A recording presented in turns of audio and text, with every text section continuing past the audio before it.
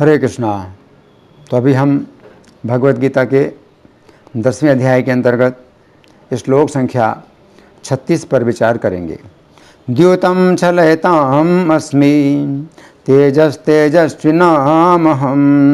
जयोऽस्मि व्यवसायोऽस्मि सत्वं सत्ववतामहं। तो यहाँ पर भगवान कह रहे हैं कि समस्त छल करने वालों में मैं द्योत हूँ और तेजस्वियों में तेज हूँ और विजयी पुरुषों में विजय हूँ और निश्चय करने वाले पुरुषों में मैं जो है निश्चय हूँ और जो बलवानों में बल हूँ। तो अब हम सुनेंगे प्रभुपाद तात्पर्य में क्या लिखते हैं। श्रील प्रभुपाद की जय। ब्रह्मांड में अनेक प्रकार के छलियाँ हैं। समस्त छल कपट कर्मों में द्यूत क्रीड़ा यानी जुआ सर्वोपरि है और यह श्री कृष्ण का प्रतीक है। परमेश्वर के रूप में श्री कृष्ण किसी भी सामान्य पुरुष की अपेक्षा अधिक कपटी यानी छल करने वाले हो सकते हैं। यदि श्री कृष्ण किसी से छल करने की सोच लेते हैं तो कोई उनसे पार नहीं पा सकता। उनकी महानता एकांगी न होकर सर्वांगी है। वे विजयी पुरुषों की विजय हैं, तेजस्वियों के तेज हैं, साहसी तथा कर्मठों में वे सर्वाधिक साहसी तथा कर्मठ हैं। वे बलवानों में सर्वाधिक बलवान हैं। जब श्री कृष्ण इस धराधाम में विद्यमान थे तो कोई भी उन्हें बल में हरा नहीं सकता था। यहाँ तक कि अपने बाल्यकाल में उन्होंने गोवर्धन पर्वत उठा लिया था। उन्हें ना तो कोई छल में हरा सकता है, ना तेज में, ना विजय में, ना साहस तथा बल में। तो यहाँ प्रभुपाद का तात्पर्य समाप्त हुआ। अब हम सुनेंगे श्री भगवान ने कहा में इस श्लोक की कैसी व्याख्या हुई है। पिछले श्लोक तक श्री कृष्ण ने कुल मिलाकर अपनी 68 विभूतियों का वर्णन किया है। अब अर्जुन के मन में प्रश्न उठा कि जिस द्योत विद्या के द्वारा पांडवों का संपूर्ण राज्य छिन गया, वह विद्या अवश्य ही श्री कृष्ण की विभूति होगी, परंतु वह विद्या किस विषय में श्री कृष्ण की विभूति है। अंतर्यामी होने के कारण श्री कृष्ण अर्जुन के प्रश्न को समझ गए। अतः उन्होंने इस श्लोक में बताया है कि द्योत विद्या सभी प्रकार की छल विद्याओं में श्री कृष्ण की विभूति है। इस श्लोक में श्री कृष्ण की 5 अत्यंत महत्वपूर्ण विभूतियों का वर्णन हुआ है, जिनकी हम क्रम पूर्वक चर्चा करेंगे। तो पहली विभूति, इस श्लोक के प्रारंभिक शब्द हैं द्यूतम छलयताम अस्मि, अर्थात मैं समस्त छल विद्याओं में द्यूत विद्या हूँ। तो यहाँ पर श्री कृष्ण कह रहे हैं कि सभी प्रकार की छल विद्याओं में द्यूत विद्या उनकी विभूति है। छल तथा झूठ में अंतर होता है। छल का अर्थ है ऐसी विधि जिसमें व्यक्ति के साथ सत्य के आधार पर ही अन्याय किया जाता है। जुआ एक ऐसा खेल है जिसमें झूठ नहीं होता है। जुआ हमेशा सत्य के आधार पर ही खेला जाता है। परंतु यदि व्यक्ति द्यूत विद्या का जानकार हो तो वह यदि द्यूत अर्थात जुआ खेलता है तो यह बहुत बड़ा छल है। द्यूत क्रीड़ा में जीतने की भी संभावना रहती है तथा हारने की भी संभावना रहती है। परंतु यदि कोई व्यक्ति द्यूत विद्या जानता हो तो उसके हारने की कोई भी संभावना नहीं रहती है, क्योंकि द्यूत विद्या एक ऐसी विद्या है जिसके द्वारा व्यक्ति जिस समय पासे फेंकता है उस समय पासे सदा उसी के ही पक्ष में गिरते हैं। इस द्यूत विद्या के जानकार के लिए द्यूत क्रीड़ा वास्तव में द्यूत क्रीड़ा नहीं है, बल्कि ये एक छल क्रीड़ा है। इसमें झूठ नहीं है, परंतु सत्य के आधार पर फिर भी अन्याय होता है। यदि विचार किया जाए तो छल एक ऐसी वस्तु है जो ना तो सत्य कही जा सकती है तथा ना ही झूठ कही जा सकती है। ये सत्य तथा झूठ के बीच में एक ऐसी वस्तु है जो छल कहलाती है। तो यहाँ पर श्री कृष्ण कह रहे हैं कि समस्त प्रकार की छल विद्याओं में द्यूत विद्या उनकी विभूति है। महाभारत के सभा पर्व के अंतर्गत अध्याय संख्या 48 में वर्णन आता है कि जिस समय दुर्योधन ने अपनी चिंता व्यक्त की कि युधिष्ठिर आदि पांडवों के पास जो असीमित राज्य तथा संपत्ति है उसे किस प्रकार उनसे छीनी जाए, उस समय शकुनी ने कहा, हे राजन, अर्जुन, श्री कृष्ण, भीमसेन, युधिष्ठिर, नकुल, सहदेव तथा पुत्रों सहित राजा द्रुपद इन्हें देवता भी युद्ध में परास्त नहीं कर सकते हैं। मैं वह उपाय जानता हूँ जिससे युधिष्ठिर पराजित हो सकते हैं। यदि हम युधिष्ठिर को द्यूत क्रीड़ा के लिए बुलाएं तो क्षत्रिय धर्म के अनुसार वे इस निमंत्रण को अस्वीकार नहीं कर सकते हैं। मैं द्यूत विद्या का जानकार हूँ, अतः इस द्यूत क्रीड़ा के सहारे मैं तुम्हारे लिए युधिष्ठिर की सारी संपत्ति प्राप्त कर लूँगा इति। तो यहाँ पर श्री कृष्ण कह रहे हैं कि सभी प्रकार की छल विद्याओं में द्यूत विद्या श्री कृष्ण की विभूति है। ये समझने की बात है कि पांडवों के साथ इतना बड़ा अन्याय हुआ कि उनके ही सामने उनकी पत्नी को भरी सभा में नग्न करने का प्रयास किया गया, तथा पांडवों में भीमसेन ऐसे थे कि वे एक ही क्षण में शत्रुओं को धूल में मिला सकते थे, तथा अर्जुन ऐसे थे कि सभी देवताओं को भी अकेले परास्त कर सकते थे। परंतु फिर भी ऐसे अर्जुन तथा भीमसेन के सामने उनकी पत्नी को भरी सभा में नग्न करने का प्रयास किया गया।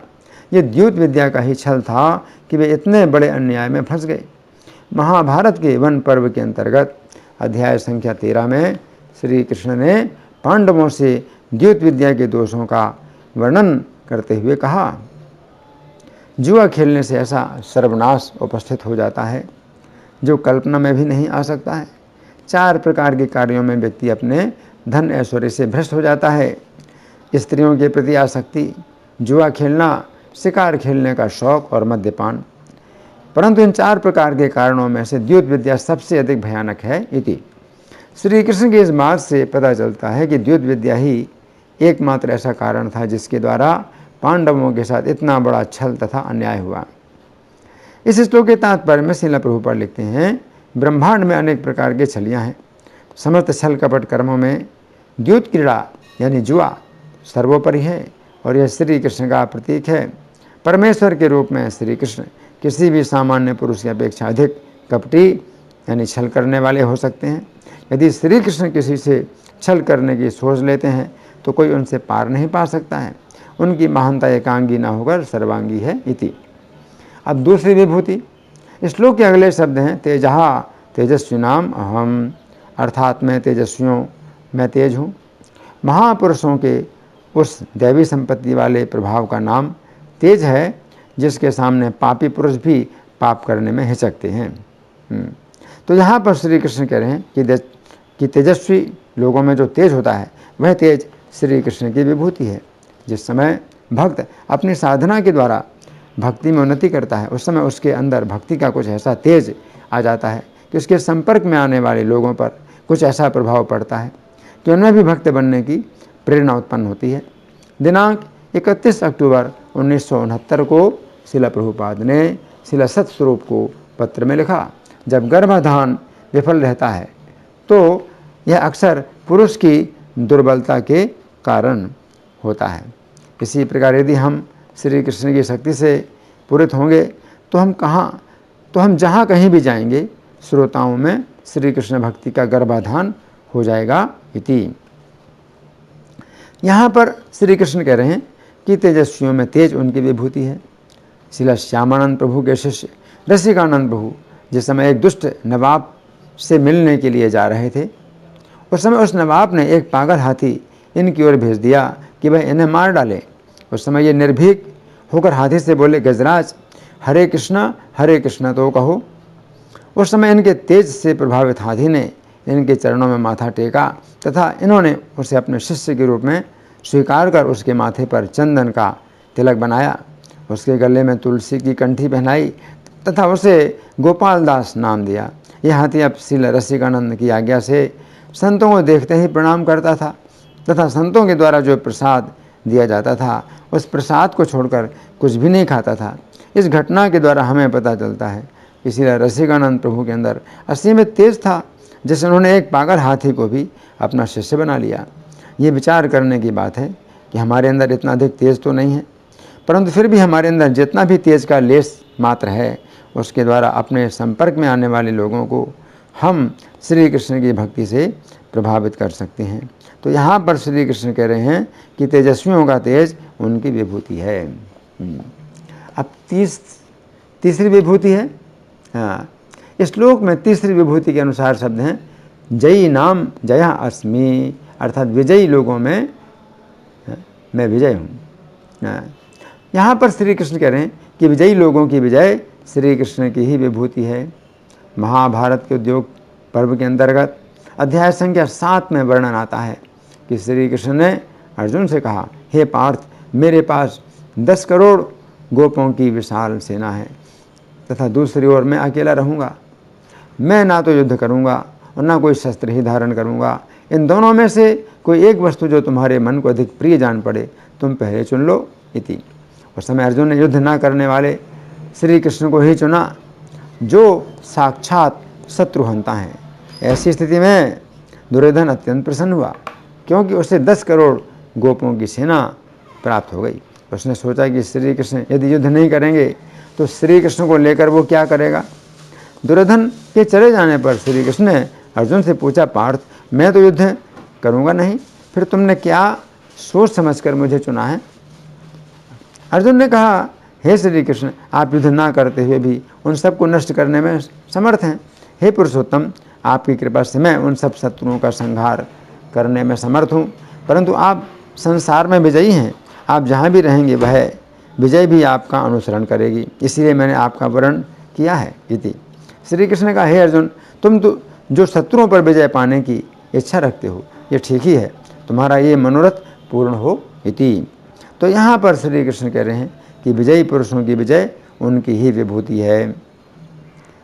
यहाँ पर श्री कृष्ण कह रहे हैं कि विजयी लोगों की विजय श्री कृष्ण की विभूति है। भागवत के 10वें स्कंध के अंतर्गत अध्याय संख्या 8 में वर्णन आता है कि गर्ग जी ने श्री कृष्ण का नामकरण संस्कार करते हुए कहा था, हे नंद, जिस प्रकार देवताओं के पक्ष में श्री कृष्ण के रहने के कारण असुरगण देवताओं को हानि नहीं पहुंचा सकते हैं, उसी प्रकार यदि कोई व्यक्ति श्री कृष्ण से प्रेम करता है तो उसके शत्रु भी उसका कोई भी अनिष्ट नहीं कर सकेंगे। इति। तो यहाँ पर श्री कृष्ण कह रहे हैं कि विजयी लोगों को विजय देने वाले श्री कृष्ण ही हैं। अब चौथी विभूति, इस श्लोक में चौथी विभूति के अनुसार शब्द हैं, व्यवसायी नाम व्यवसाय अस्मि, अर्थात मैं साहसी लोगों में साहस हूँ। यहाँ पर श्री कृष्ण कह रहे हैं कि साहसी लोगों में साहस श्री कृष्ण की विभूति है। ये बात समझने की है कि जिस समय श्रील प्रभुपाद की अवस्था 70 वर्ष की थी, उस समय उन्होंने अकेले ही कृष्ण भावनामृत का प्रचार करने के लिए अमेरिका की यात्रा की, जबकि उनके पास धन नहीं था तथा ना कोई सहायक था। ये बात कल्पना से परे है कि 70 वर्ष की अवस्था में कोई व्यक्ति अमेरिका जैसे स्थान में कृष्ण भावनामृत को फैलाने के लिए जाए, जहाँ वो पहले कभी भी नहीं गया था। फिर ऐसी स्थिति में कोई व्यक्ति अमेरिका जाए जिस समय उसके पास केवल 40 रुपये हों, ये एक महान साहस का कार्य है। जिस समय विदेशों में श्रील प्रभुपाद से पूछा जाता था कि वे यहाँ क्यों आए हैं, उस समय वे साहस के साथ उत्तर देते थे, तुम लोगों का जीवन कुत्ते बिल्लियों जैसा है, मैं तुम लोगों को मनुष्य बनाने के लिए आया हूँ। इति। तो श्रील प्रभुपाद के पास ऐसा साहस कहाँ से आया। यहाँ पर श्री कृष्ण कह रहे हैं कि साहसी लोगों के अंदर साहस श्री कृष्ण से ही आता है। तो यहाँ पर श्री कृष्ण कह रहे हैं कि साहसी लोगों में साहस उनकी विभूति है। रामायण के सुंदर कांड में वर्णन आता है कि जिस समय रावण ने सीता जी का हरण कर लिया, उस समय हनुमान जी ने सीता जी का पता लगाने के लिए अकेले ही समुद्र को पार किया तथा सीता जी का पता लगाया। ये अत्यंत साहस का कार्य था कि श्री राम के पक्ष का एक वानर अकेले राक्षसों की लंका में जाए, और इतना ही नहीं, हनुमान जी ने लंका में आग भी लगा दी। तो यहाँ पर श्री कृष्ण कह रहे हैं कि साहसी लोगों के अंदर साहस श्री कृष्ण से ही आता है। अब 5वीं विभूति, इस श्लोक में 5वीं विभूति के अनुसार शब्द हैं, सत्वम सत्ववताम अहम, अर्थात चरित्रवानों में चरित्र हूँ। तो यहाँ पर श्री कृष्ण कह रहे हैं कि जिन लोगों के जो जो पवित्र चरित्र हैं वे चरित्र श्री कृष्ण की विभूति हैं। श्री कृष्ण के महान भक्त ब्रह्मा जी के चरित्र पर यदि हम विचार करें तो ये बात सर्वविदित है कि उन्होंने संपूर्ण सृष्टि को उत्पन्न किया। ऐसे अद्भुत चरित्र के कारण श्री कृष्ण ही हैं। श्री कृष्ण के महान भक्त यमराज के चरित्र की विशेषता ये है कि वे सभी प्राणियों को दंड प्रदान करते हुए पूर्ण रूप से कृष्ण भावना भावित रहते हैं। ऐसे अद्भुत चरित्र के कारण श्री कृष्ण ही हैं। श्री कृष्ण के महान भक्त 4 कुमारों के चरित्र की विशेषता ये है कि वे सदा 5 वर्ष की ही अवस्था में रहते हैं। ऐसे अद्भुत चरित्र के कारण श्री कृष्ण ही हैं। श्री कृष्ण के महान भक्त नारद जी के चरित्र की विशेषता यह है कि वे स्वच्छंद गति से भौतिक सृष्टि के किसी भी स्थान में जा सकते हैं तथा श्री कृष्ण के भी स्थान में जा सकते हैं। ऐसे अद्भुत चरित्र के कारण श्री कृष्ण ही हैं। श्री कृष्ण के महान भक्त महाराज प्रियव्रत के चरित्र की विशेषता ये है कि जिस समय उन्होंने सुमेरु पर्वत की 7 परिक्रमाएं की, उस समय उनके रथ के पहियों से बने हुए गड्ढे 7 समुद्र बन गए। ऐसे अद्भुत चरित्र के कारण श्री कृष्ण ही हैं। श्री कृष्ण के महान भक्त ध्रुव के चरित्र की विशेषता यह है कि उनकी जिस समय 5 वर्ष की अवस्था थी, उस समय उनके द्वारा 6 महीनों की साधना से श्री कृष्ण ने उन्हें अपना दर्शन दिया था। ऐसे अद्भुत चरित्र के कारण श्री कृष्ण ही हैं। श्री कृष्ण के महान भक्त राजा पृथु के चरित्र की विशेषता यह है कि उन्होंने अपने धनुष की नोक से ही पृथ्वी को तोड़कर समतल कर दिया। ऐसे अद्भुत चरित्र के कारण श्री कृष्ण ही हैं। श्री कृष्ण के महान भक्त प्रचेताओं के चरित्र की विशेषता यह है कि उन्होंने समुद्र में 10,000 वर्षों तक खड़े होकर श्री कृष्ण की स्तुति की तथा श्री कृष्ण ने प्रसन्न होकर उन्हें दर्शन दिया तथा वर दिया। श्री कृष्ण के महान भक्त भीष्मदेव के चरित्र की विशेषता यह है कि उन्होंने 58 दिनों तक बाणों की सैया पर पड़े हुए श्री कृष्ण की महिमा का वर्णन किया। ऐसे अद्भुत चरित्र के कारण श्री कृष्ण ही हैं। श्री कृष्ण के महान भक्त ब्राह्मण श्रुतदेव के चरित्र की विशेषता यह है कि उनके घर में अनेक ऋषियों के साथ श्री कृष्ण ने आकर भोजन किया। ऐसे अद्भुत चरित्र के कारण श्री कृष्ण ही हैं। श्री कृष्ण के महान भक्त शेष जी की विशेषता यह है कि उनके 1000 फणों में से किसी एक फण पर संपूर्ण पृथ्वी इस प्रकार रखी हुई है मानो वह सरसों का एक दाना हो। ऐसे अद्भुत चरित्र के कारण श्री कृष्ण ही हैं। तो यहाँ पर श्री कृष्ण कह रहे हैं कि चरित्रवानों में जो भी विशेष चरित्र है वो उनकी विभूति है। इस श्लोक के बंगाली पद्यानुवाद में श्रील प्रभुपाद लिखते हैं, वंचार मध्ये आमी हई द्यूत क्रीडाम तेजस्वी गणेर मध्ये आमी तेजवीराम उद्यमेर मध्ये हई आमी से विजय तार मध्य श्रेष्ठ आमी हई व्यवसाय बलवान मध्य आमी है था केवल हमारे विभूति यही बुझाए सकल। यहाँ पर श्री कृष्ण अर्जुन से कह रहे हैं, तेजस्वी गणेर मध्य आमी तेजवीरा, अर्थात हे अर्जुन मेरे ही द्वारा तेजस्वी लोगों में तेज आता है, अतः तुम मेरे भक्त बनो।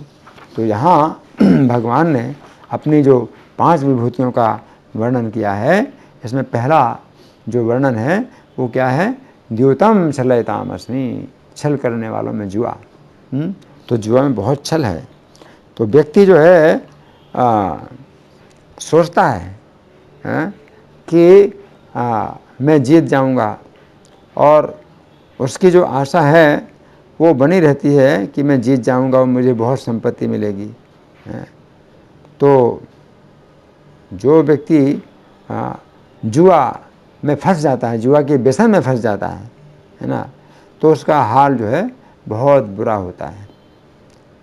तो उसके साथ में बहुत धोखा होता है ना। और जुआ के में व्यसन व्यक्ति का फिर इतना होता है कि फिर वो सोचता नहीं है और अपने घर की हर चीज़ को दांव में लगा देता है। घर के बर्तन हैं वो सब उसके चले जाते हैं, उसके वस्त्र तक चले जाते हैं, उसके पास कुछ भी नहीं रहता।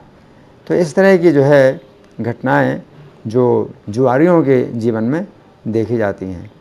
तो इसलिए जब भगवान कह रहे हैं द्योतम छलयताम अस्मि कि छल करने वाले वो मैं जुआ हूँ, तो हमें इससे शिक्षा प्राप्त होती है कि हम इसमें ना फंसें, इस व्यसन में ना फंसें।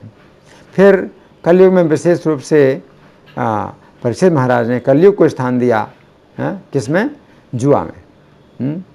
तो वेश्यावृत्ति, जुआ, मांसाहार, नशा, ये 4 स्थान परीक्षित महाराज ने कलयुग को दिए। तो भी हमें जो है जुआ से बचना चाहिए, विशेष रूप से जुआ से बचना चाहिए। और जब अपनी भक्ति को जो है सुरक्षित रखने के लिए हमें ऐसे व्यसन छोड़ देना चाहिए जिनसे हमारी जप में एकाग्रता नहीं होती। कोई व्यक्ति अगर जुआ में उसका मन लगा है तो उसका जप करने में एकाग्रता ही नहीं होगी। तो मुख्य बात यही है कि जप करने में एकाग्रता को नष्ट कर देता है। कोई व्यक्ति जुआ में या वेश्यावृत्ति में या मांसाहार में, नशा में अगर फंस जाए तो एकाग्रता उसकी जप करने में नहीं होती है। इसलिए हमें इन सब चीज़ों का त्याग करना चाहिए। धन्यवाद। हरे कृष्णा।